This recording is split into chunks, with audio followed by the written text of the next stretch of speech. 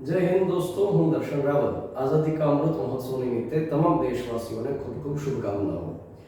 આ લેક્ચરમાં આપણે આઝાદી કા અમૃત મહોત્સવ અંતર્ગત પરીક્ષાલક્ષી કેટલીક બાબતો ભણવાની છે.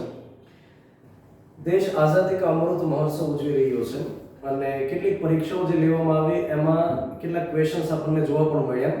તો એવી અપેક્ષા છે કે આગામી પરીક્ષાઓમાં પણ કેટલાક પ્રશ્નો પૂછાઈ શકે. જ્યારથી આઝાદી કા અમૃત મહોત્સવ એક કેમ્પેન તરીકે, એક અભિયાન તરીકે શરૂ થયું, ત્યાર પછી કેટલી ઇવેન્ટ, કેટલી એક્ટિવિટી વગેરે દેશભરની અંદર શરૂ થયું. અને જે કોઈ ઇવેન્ટ આપણે જોતા હોઈએ, જે કોઈ એક્ટિવિટી આપણે જોતા હોઈએ, એમાં @75 કરી અને આપણે જોતા હોઈએ. ત્યાર પછી કોઈક રીતે આ 75 જે નંબર છે એને સાંકળવાનો પ્રયાસ થઈ રહ્યો છે. સાથે હર ઘર તિરંગા અભિયાન પણ 13 ઓગસ્ટથી સ્ટાર્ટ કરવામાં આવ્યું. તો એક પછી એક મેટર્સને આપણે જોઈએ અને જે આપણને પરીક્ષાલક્ષી ઉપયોગી હોય એ પ્રકારના ફેક્ટ્સ આપણે જોવાનો પ્રયાસ કરીએ. 15 ઓગસ્ટ 1947 ના દિવસે દેશ આઝાદ થયો અને ત્યાર પછી 15 ઓગસ્ટ 2022 એટલે કે આઝાદીના 75 વર્ષ કમ્પ્લીટ થયા. જ્યારે કોઈ પણ ઐતિહાસિક ઘટનાના 75 વર્ષ પૂર્ણ થતા હોય એને અમૃત મહોત્સવ તરીકે ઓળખવામાં આવતું હોય છે. તો 15 ઓગસ્ટ 1947 ના દિવસે જ્યારે દેશ આઝાદ થયો તો એ સમયે દેશની અંદર ગવર્નર જનરલ તરીકે માઉન્ટ બેટન હતા. હવે માઉન્ટ બેટન પહેલા વાઇસરોય હતા, મતલબ કે છેલ્લા વાઇસરોય તરીકે ભારતમાં આવ્યા અને 15 ઓગસ્ટના દિવસે દેશ આઝાદ થયા પછી વાઇસરોય જે શબ્દ હતો એની જગ્યાએ કરી દેવામાં આવ્યું ગવર્નર જનરલ. તો એ જ વ્યક્તિ બની ગયા ભારતના આઝાદ ભારતના સૌપ્રથમ ગવર્નર જનરલ. માઉન્ટ બેટનને અહીંયા આગળ છેલ્લા વાઇસરોય તરીકે જે વ્યક્તિ મોકલ્યા હતા એ ઇંગ્લેન્ડના વડાપ્રધાન હતા, જેને આપણે એટલી કહીએ છીએ, ક્લેમેન્ટ એટલી.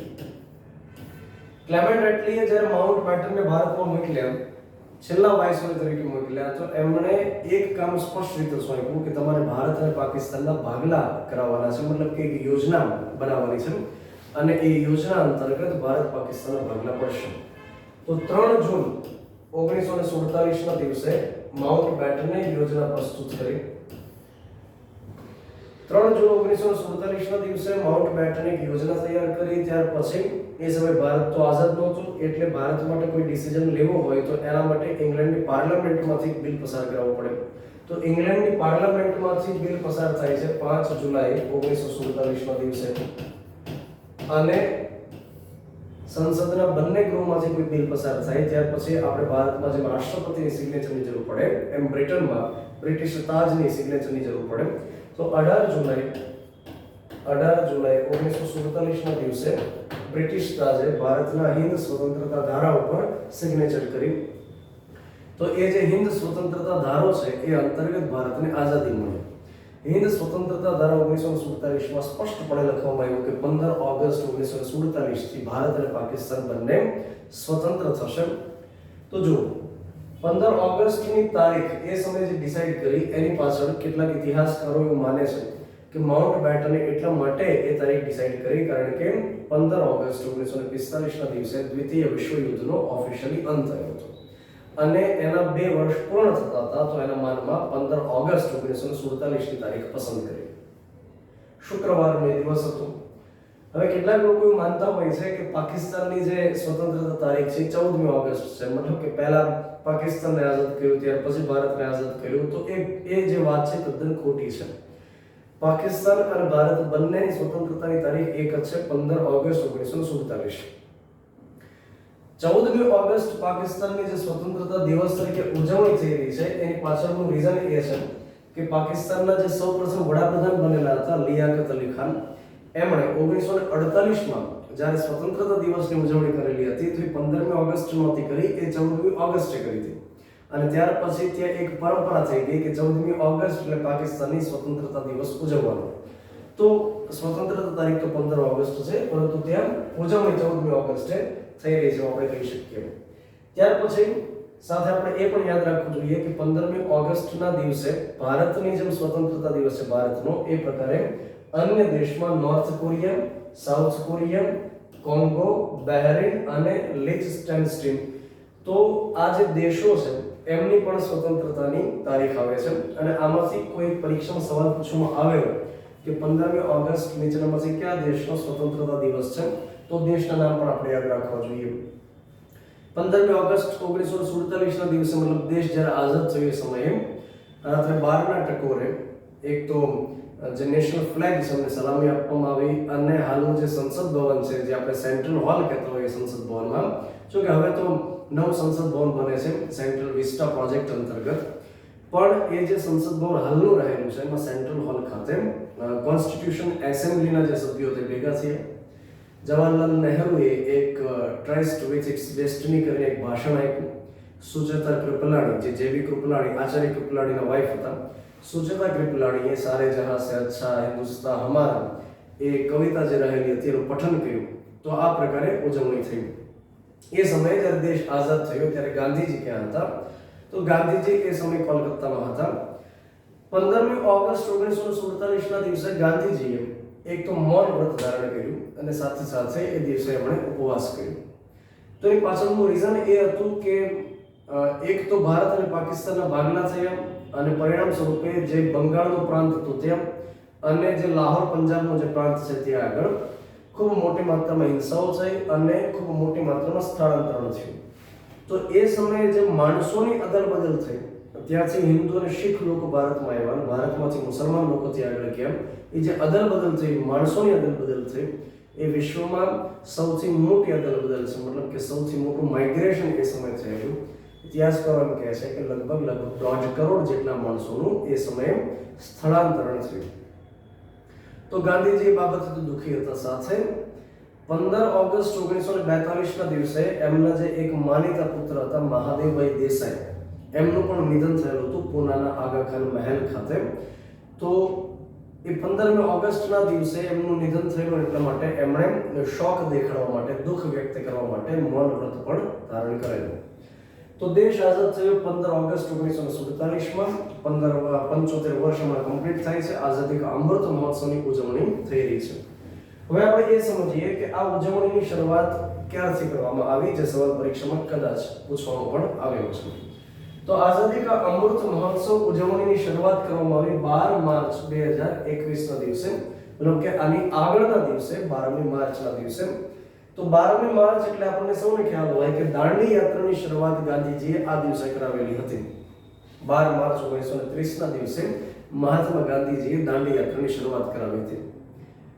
તો એ સમયે 2021માં દાંડી યાત્રાના 91મા વર્ષની એનિવર્સરી હતી, 91મી એનિવર્સરી હતી. એના ભાગરૂપે નરેન્દ્ર મોદીએ સાબરમતી આશ્રમ ખાતેથી આઝાદી કા અમૃત મહોત્સવનો પ્રારંભ કરાયો અને એ સમયે નરેન્દ્ર મોદીએ લીલી ઝંડી દેખાડી અને 81 જેટલા જે કેટલાક માણસો પસંદ કર્યા હતા એમને દાંડી યાત્રા માટે મોકલ્યા. એક પ્રતીક સ્વરૂપે ફરી એક વખત દાંડી યાત્રા કાઢવામાં આવી.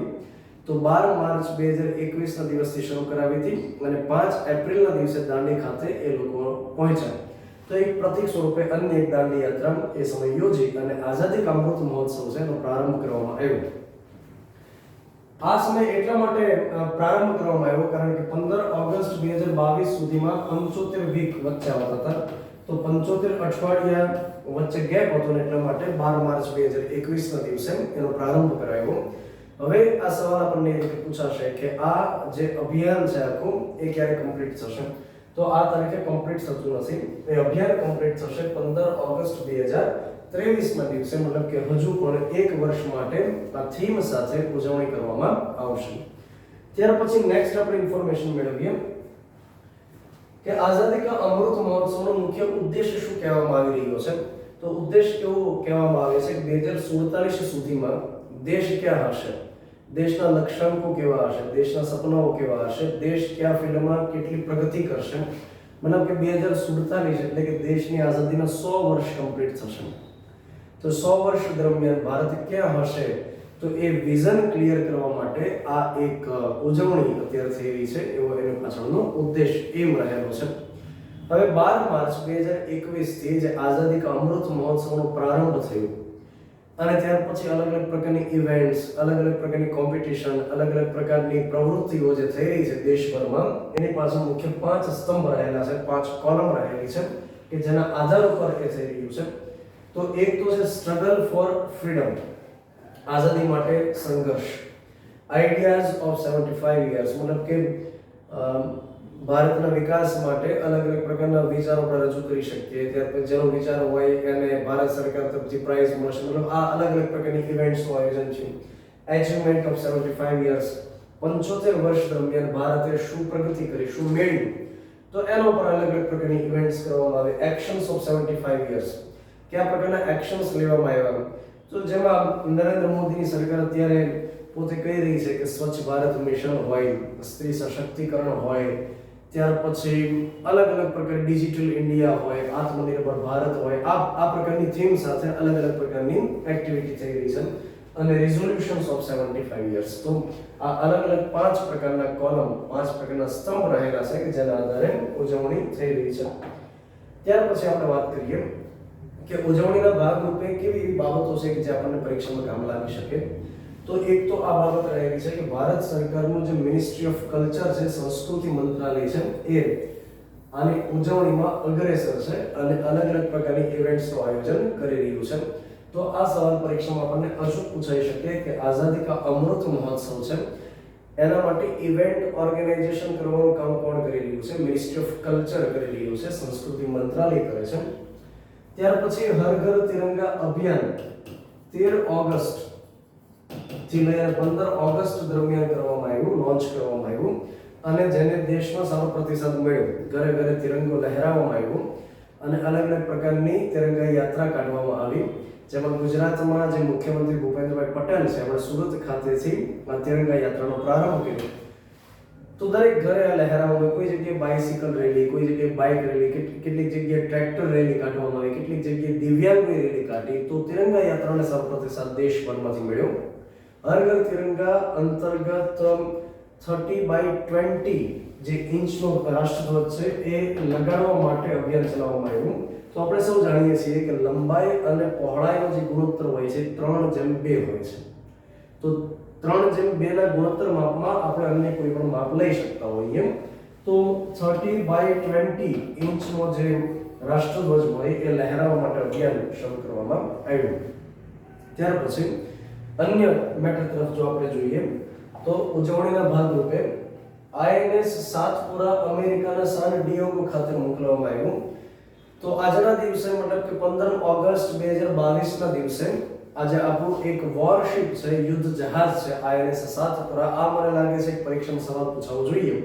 આઈએનએસ સાતપુરા છે અને અમેરિકાના સાન ડિએગો ખાતે મોકલવામાં આવ્યું અને ત્યાં આગળ જે નેવલ બેઝ છે ત્યાં આગળ એ પોતે અલગ અલગ 75 ચક્કર લગાડશે, 75 રાઉન્ડ મારશે અને અલગ અલગ 75 જે ફ્રીડમ ફાઇટર્સ હતા એને ડેડિકેટ કરશે. તો આ સાતપુરાને ત્યાં મોકલવામાં આવ્યું ઉજવણીના ભાગરૂપે, એવું આપણે કહી શકીએ. ત્યાર પછી સાથોસાથ આ એક ફેક્ટ આપણે યાદ રાખવાની જરૂરિયાત છે કે મહર્ષિ અરવિંદ છે કે જેમણે અરવિંદો આશ્રમની સ્થાપના કરી પુડુચેરી ખાતે, જેમણે ગુજરાતના સશસ્ત્ર ક્રાંતિના પ્રણેતા તરીકે આપણે ઓળખીએ છીએ, એવા મહર્ષિ અરવિંદની 150મી જન્મ જયંતિની ઉજવણી થઈ રહી છે. તો આ સવાલ પણ આપણને ચોક્કસ પરીક્ષામાં પૂછાઈ શકે. મહર્ષિ અરવિંદ જેમનો જન્મ 15 ઓગસ્ટ 1872 ના દિવસે થયેલો. તો જેના ભાગરૂપે 150મી જન્મ જયંતિની પણ સાથે ઉજવણી થઈ રહી છે. ત્યાર પછી આગળ આપણે વાત કરીએ અમેરિકાના બોસ્ટન શહેરની અંદર પણ ભારતના આઝાદી પર્વની ઉજવણી થઈ રહી છે. તો એક સારી ઘટના કહેવાય. ભારતનો જે ઇન્ટરનેશનલ રિલેશન કેટલું મજબૂત છે એ પણ આપણને આગળ જોવા મળે છે કે અમેરિકા જેને અત્યારે જગત જમાદાર તરીકે ઓળખવામાં આવે છે અને એ અમેરિકાના બોસ્ટન શહેરની અંદર ભારતનું આઝાદીનું પર્વ ઉજવાઈ રહ્યું છે. તો એક આપણા માટે સારી ડિપ્લોમસી આપણે કહી શકીએ. બોસ્ટન શહેરમાં આઝાદીના જે અમૃત મહોત્સવની ઉજવણી થવાની છે એમાં 32 દેશના લોકો ભાગ લઈ રહ્યા છે. સાથોસાથ 220 ફૂટ લંબાઈનો એક અમેરિકા અને ભારતનો ધ્વજ લહેરાવવામાં આવશે અને એ હેલિકોપ્ટર દ્વારા લહેરાવવામાં આવશે. આ પ્રકારે ઉજવણી ત્યાં આગળ થઈ રહી છે. ત્યાર પછી ઓડિશાના ભુવનેશ્વર ખાતે 1 કિલોમીટર લાંબા રાષ્ટ્રધ્વજ માટેની એક રેલી કાઢવામાં આવી. મતલબ કે જે તિરંગા યાત્રા અત્યારે નીકળી રહી છે એમાં ઓડિશાના ભુવનેશ્વર ખાતે 1 કિલોમીટર લંબાઈના રાષ્ટ્રધ્વજને લહેરાવવામાં આવ્યો. ત્યાર પછી મતલબ ઘણા માણસો હતા કે જેમણે રાષ્ટ્રધ્વજને પકડી રાખ્યો અને 1 કિલોમીટર લંબાઈ સુધી એ લહેરાયેલો હતો.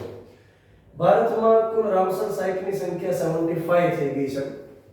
તો 75 ની ઉજવણી થઈ રહી છે અને એ સાથે દેશની અંદર એવા સમાચાર આવે છે કે 75 ટોટલ રામસર સાઇટ થઈ ગઈ છે. હવે આ 75 ની ઉજવણી સાથે નરેન્દ્ર મોદીની સરકારે પ્રયાસ કર્યો હોય કે રામસર સાઇટની સંખ્યા પણ એ જ સંજોગ સાથે 75 થઈ જાય તો નરેન્દ્ર મોદી સરકાર પ્રયાસ કર્યો હોય એવું બની શકે.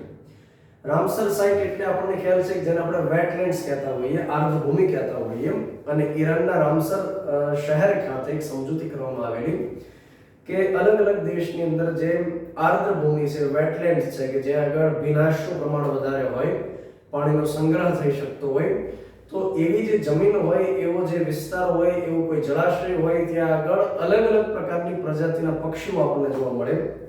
અને એ પક્ષીઓ ક્યાં સુધી રહેશે? જ્યાં સુધી આ વેટલેન્ડ્સ રહેશે. જો વેટલેન્ડ્સ લુપ્ત થશે, મતલબ કે એનો નાશ થશે, જોવા નહીં મળે, તો આ પ્રકારની જે પ્રજાતિઓ છે એ પણ જોવા નહીં મળે.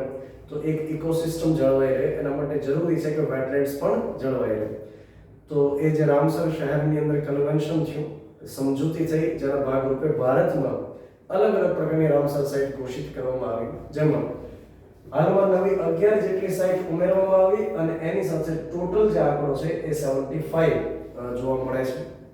નવી જે 11 સાઇટનો ઉમેરો કરવામાં આવ્યો એમાં તમિલનાડુમાં 4, ઓડિશામાં 3, જમ્મુ એન્ડ કાશ્મીરમાં 2, મધ્યપ્રદેશ અને મહારાષ્ટ્રમાં 1 એમ કરી ટોટલ 11 જેટલી નવી સાઇટ રામસર સાઇટ તરીકે ઉમેરાઈ અને હાલમાં એનો આંકડો થઈ ગયો 75. તો રામસર સાઇટ માટે તો સ્પેશિયલ એક લેક્ચરની આપણે જરૂરિયાત રહેતી હોય અને એમાંથી ખાસ કરીને જીપીએસસીની જે પરીક્ષાઓ હોય એમાં સવાલો આપણને જોવા મળતા હોય છે. તો આ ચોક્કસ આપણને સવાલ પૂછાઈ શકશે. રામસર સાઇટની વાત આવે તો આપણે એક બાબત એ પણ લઈ લઈએ કે સુરેન્દ્રનગરની અંદર દુધરેજ ખાતે જે વટેશ્વર વન છે એ 22મા સાંસ્કૃતિક વન તરીકે સ્થાપિત કરવામાં આવ્યું છે, વૃક્ષારોપણ કરવામાં આવી રહ્યા છે. તો એ સવાલ આપણને અચૂક ક્લાસની પરીક્ષામાં પૂછાઈ શકે. ત્યાર પછી શિક્ષણ મંત્રાલય તરફથી, ભારતના શિક્ષણ મંત્રાલય તરફથી એક પ્રોગ્રામ ચલાવી રહ્યા છે, એક ભારત શ્રેષ્ઠ ભારત પ્રોગ્રામ. તો આઝાદી કા અમૃત મહોત્સવની ઉજવણીના ભાગરૂપે આ પ્રોગ્રામ શિક્ષણ મંત્રાલય તરફથી શરૂ કરવામાં આવ્યો છે. યાદ રાખો, મિનિસ્ટ્રી ઓફ કલ્ચર તરફથી શરૂ કરવામાં નથી આવ્યો, શિક્ષણ મંત્રાલય તરફથી શરૂ કરવામાં આવ્યો. એક ભારત શ્રેષ્ઠ ભારત કાર્યક્રમ અંતર્ગત શું કરવામાં આવે છે? તો એક ઇન્સ્ટિટ્યૂટમાંથી વિદ્યાર્થીઓને અન્ય ઇન્સ્ટિટ્યૂટમાં ભણવા માટે મોકલવામાં આવે છે. મતલબ ભણવા માટે તો નહીં, કાર્યક્રમમાં ભાગ લેવા માટે ચોક્કસ સમય માટે મોકલવામાં આવે, જેથી કરી શું થશે કે એક રાજ્યની કોઈ એક ઇન્સ્ટિટ્યૂટ છે એ બીજા રાજ્યની કોઈ એક ઇન્સ્ટિટ્યૂટમાં જશે તો ત્યાં અલગ અલગ પ્રકારની ભાષાઓ જાણશે, ત્યાંનું કલ્ચર જાણશે, ત્યાંના વિદ્યાર્થીઓ સાથે હળશે મળશે. મતલબ કે જે અત્યારે ભારતની અંદર ડાયવર્સિટીઝ છે, એ કલ્ચરલ હોય, એ ભાષાકીય હોય, કોઈ પણ હોય, તો એ દૂર કરવા માટે છે આ પ્રયાસ છે કે તમામ અલગ અલગ રાજ્યના વિદ્યાર્થીઓ સાથે હળી મળી શકે અને તો જ એક ભારત શ્રેષ્ઠ ભારત થઈ શકે એમ છે. એક ભારત શ્રેષ્ઠ ભારત માટે જરૂરી બાબત એ છે કે ભેદભાવ દૂર થાય અને એના ભાગરૂપે આ પ્રોગ્રામ શિક્ષણ મંત્રાલય ચલાવી રહ્યું છે. ત્યાર પછી આપણે વાત કરીએ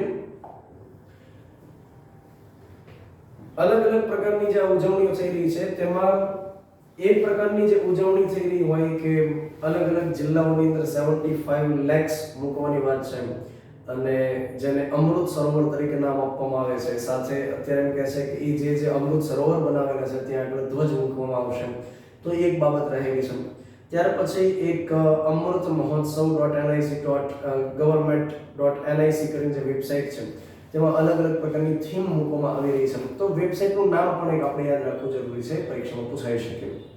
તો પરીક્ષાલક્ષી જે બાબતો રહેલી છે આઝાદી કા અમૃત મહોત્સવ સાથે સંકળાયેલી, એમાં એક બાબત એ પણ છે કે એક નેશનલ કમિટીનું ગઠન પણ કરવામાં આવ્યું છે, આઝાદી કા Amrit Mahotsav committee, national committee. તો જેમાં નરેન્દ્ર મોદી અધ્યક્ષતા કરતા હોય છે અને એની ત્રીજી મીટિંગ છેલ્લે 6 ઓગસ્ટના દિવસે આયોજિત કરવામાં આવી. હવે એ કમિટી જે રહેલી છે એમાં નરેન્દ્ર મોદી અધ્યક્ષતા કરશે, સાથે કેબિનેટ કક્ષાના મંત્રીઓ ભાગ લેશે, લોકસભાના સ્પીકર ભાગ લેશે, દરેક રાજ્યના મુખ્યમંત્રીઓ ભાગ લેશે, રાજ્યપાલને ઇન્વાઇટ કરવામાં આવશે. તો આ પ્રકારે આખા દેશભરની અંદર હજુ એક વર્ષ માટે જે ઉજવણી થવાની છે એના માટે પ્લાન બધા તૈયાર કરશે. તો આ આપણે અલગ અલગ પ્રકારની જે બાબતો સાથે થઈ રહી છે આઝાદી કા અમૃત મહોત્સવ સાથે એની ચર્ચાઓ કરી અને અપેક્ષા રાખીએ કે આમાં જે આપણે વાત કરી, જે માહિતી આપી, એ તમને ચોક્કસથી પરીક્ષામાં કામ લાગશે. સાથે આપણે આગામી સમયની અંદર એક કરંટ અફેર્સનો લેક્ચર લઈ રહ્યા છીએ અને ડીવાયએસઓની જે પરીક્ષા આવી રહી છે જીપીએસસી બોર્ડ તરફથી, તો ડિવાઇસ ઓફ પ્રિલિમને ધ્યાને રાખી ટોટલ આપણે 6 મહિનાનું કરંટ અફેર્સ ભણવું છે, જેમાં 3 મહિનાનું કરંટ અફેર્સ માટે એક આપણે લેક્ચર રાખ્યો છે, જેમાં એપ્રિલ, મે અને જૂન મહિનાનું કરંટ અફેર્સ આપણે ઇન્ક્લુડ કરશું. 21મી તારીખે કરંટ અફેર્સનો લેક્ચર છે અને ભાવનગર ખાતે એનું આયોજન કરવામાં આવ્યું છે. તો જે વિદ્યાર્થીઓ ઇન્ટરેસ્ટેડ હોય એ ભાવનગર એકેડેમીનો જે નંબર છે 7575 વાળો, તો એ નંબર અહીંયા આપણે ઓલરેડી લખેલો છે, એ 7575060404, તેના પર સંપર્ક કરી અને વધુ ડિટેલમાં માહિતી મેળવી શકે. આઝાદી કા અમૃત મહોત્સવ નિમિત્તે થોડા સંકલ્પ કરીએ અને એ સંકલ્પ આપણને ચોક્કસ પરીક્ષા પાસ કરવા સુધી પહોંચાડશે. માણસો એવા વિદ્યાર્થીઓને કે એવા વ્યક્તિઓને વધુ યાદ કરતા હોય છે કે જે પોતાના પ્રોબ્લેમને એકદમ મક્કમ રહીને સોલ્વ કરતા હોય, કે વાતની અંદર જે રોક અકળ કરતા હોય એ અસ્તિત્વ કદાચ ટકાવી શકે પરંતુ વધુ શ્રેષ્ઠ ન કરી શકે. તો કોઈ પણ કામ કરીએ, પ્રોબ્લેમ આવે, નિડરતાથી, મક્કમતાથી એને સોલ્વ કરીએ, આગળ વધતા રહીએ, પરીક્ષાઓ પાસ કરીએ અને ફરી પાછા લેક્ચરમાં મળીએ. ત્યાં સુધી તમામ વિદ્યાર્થીઓને જય હિન્દ, જય ભારત.